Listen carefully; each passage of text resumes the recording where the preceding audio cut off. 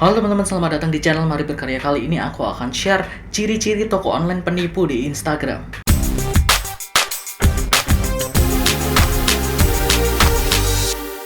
Jadi apakah kalian itu salah satu orang yang sering banget beli di Instagram? Kalian harus hati-hati karena banyak sekali toko online yang penipu di Instagram.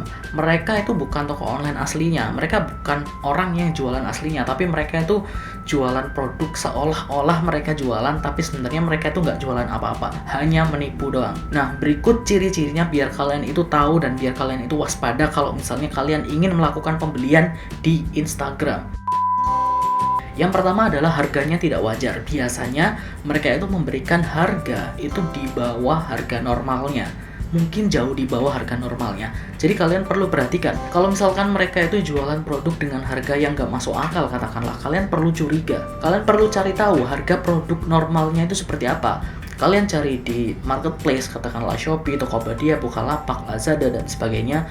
Kalian cari di Google, katakanlah harga wajar produk ini itu berapa sih harga normalnya. Bukan berarti kalau misalnya kalian itu ingin produk dengan harga murah, kalian itu tergiur dengan yaitu tadi penawaran-penawaran yang dengan harga murah. Padahal kalian perlu waspada dengan tipuan-tipuan seperti itu, karena mungkin ya biasanya mereka ngakunya, ya kak, kita dapat harga murah soalnya kita itu tangan pertama, atau kita yang memproduksi, atau kita itu ngambil bahannya dari ini, katakanlah, atau kita itu impor kerjasama dengan ini, katakanlah. Jangan mudah percaya seperti itu. Kalian perlu selidiki dengan baik. Bener nggak dia kayak gini?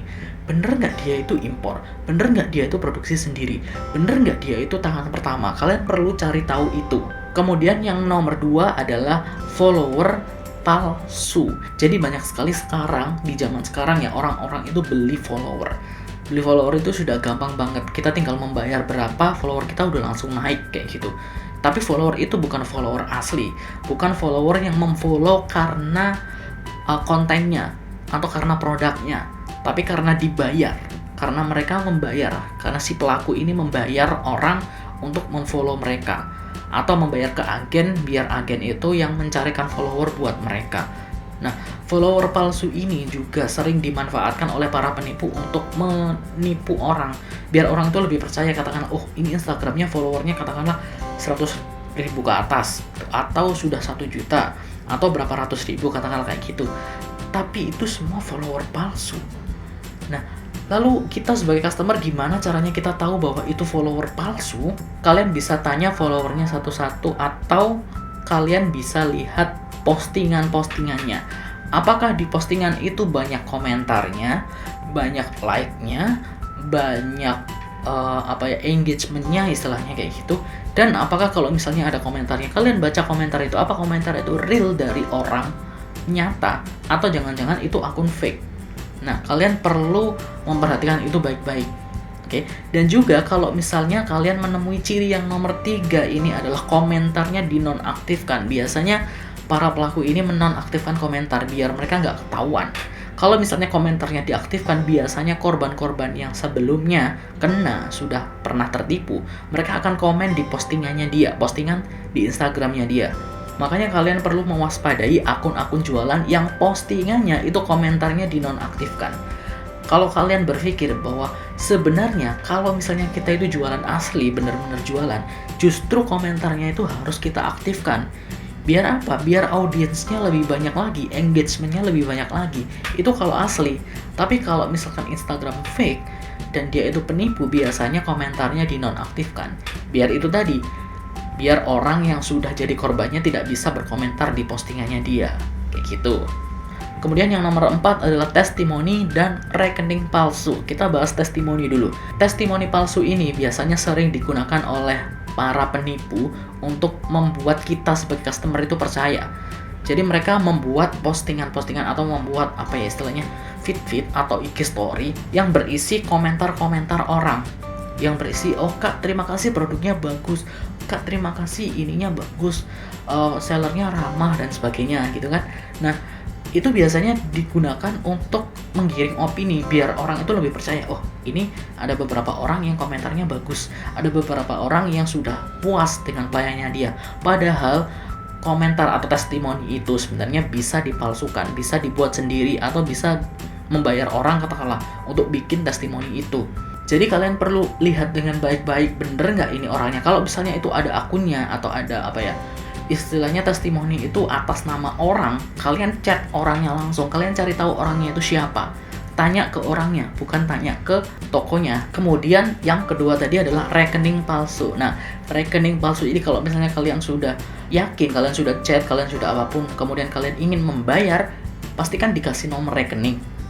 Penipu nggak mungkin mereka order aja via Shopee, order aja via Tokopedia, nggak mungkin. Mereka pasti bilang transfer aja ke nomor rekening ini. Kalau kalian sudah dikasih nomor rekeningnya, kalian copy nomor rekeningnya itu, search di Google. Kalau misalnya Google membaca bahwa itu sering terjadi penipuan, kalian jangan percaya, oke? Karena biasanya data di Google itu lebih lengkap.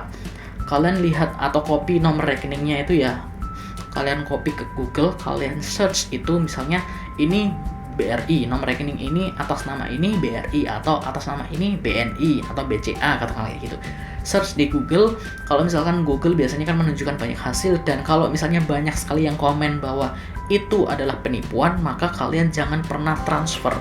Kalau bisa kalian laporkan itu sebagai penipuan atau posting di sosial media kalian bahwa rekening itu penipu, kayak gitu, biar nggak terjadi sama teman-teman kalian juga. Dan kalian juga harus berhati-hati juga, jangan asal langsung transfer aja, oke?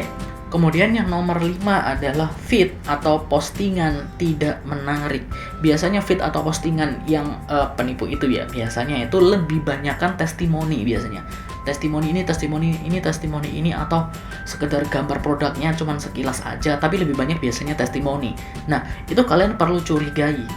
Oke, karena biasanya bisnis yang benar, misalnya katakanlah dia itu memang benar-benar katakanlah supplier atau tangan pertama, biasanya mereka itu posting produk-produknya, mereka itu posting katakanlah bagaimana produk itu digunakan. Katakanlah kalau misalkan fashion, mereka itu pasti lebih banyak posting tentang model-model atau siapa itu yang menggunakan pakaian mereka, atau misalkan aksesoris mereka, atau misalkan celana mereka, atau apapun yang mereka jual kayak gitu. Bukan testimoni doang, biasanya lebih banyak ke testimoni doang. Ini perlu kalian curigai.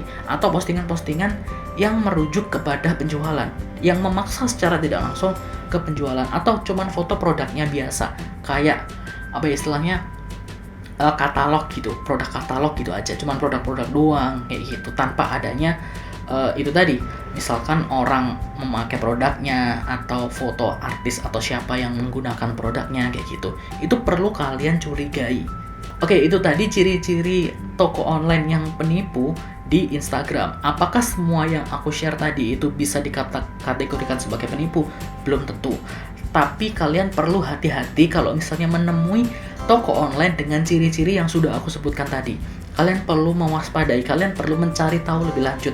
Lebih baik tanya ke teman kalian, tanya ke saudara kalian, tanya ke siapapun yang ngerti tentang penjualan online, biar kalian nggak tertipu oleh toko online ini. Karena sekarang itu banyak kasus penipuan hanya karena kalian ingin harga murah dan nggak tahu prosesnya itu kayak gimana. Hati-hati bertransaksi online, dan semoga informasi tadi bisa bermanfaat. Kalau misalnya kalian merasa informasi tadi bisa bermanfaat bagi kalian, kalian bisa share video ini biar lebih banyak lagi orang yang tahu, biar lebih banyak lagi orang yang belajar dan tidak melakukan transaksi yang penipuan seperti itu. Sampai jumpa di video berikutnya. Dadah.